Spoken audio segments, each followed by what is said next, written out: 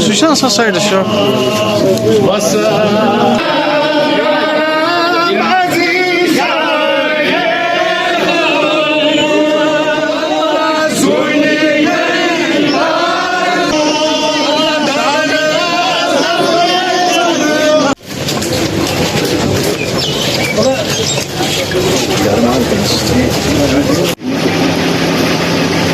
bu koyuyoruz ki. Şayçın sertifikatın zorat asan ki. Allah Taala से मंगू कि सोन किरदार थे इनकी तो सारी ने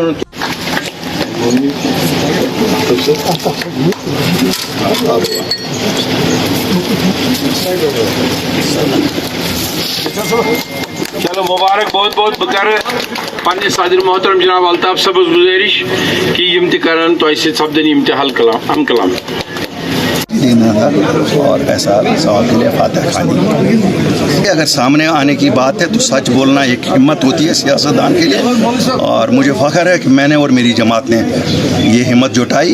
हमने गालियाँ भी खाई, हमने बहुत कुछ सुना, लेकिन बहरहाल आज खुश भी हैं कि आज सब ही लोग जो लोगों के सामने आते हैं उन्हें वही बात करनी पड़ती है जो हमने की।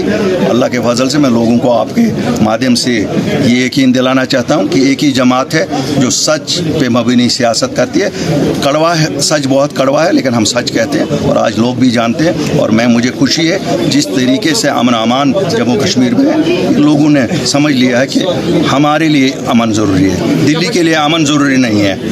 अमन का फ़ायदा हमें है, अमन का फ़ायदा शायद दिल्ली को कम है, जितना फ़ायदा हमें है इतना किसी को नहीं है। और आप अमन के फ़ायदे के देख रहे हैं, आज हर तरफ आप टूरिस्ट देख रहे हैं, हर इसी के साथ बाकी चीज़ें मुझे मालूम है। नौजवान यहाँ अनएम्प्लॉयमेंट है, बहुत कुछ है, सब कुछ इंशाल्लाह दूर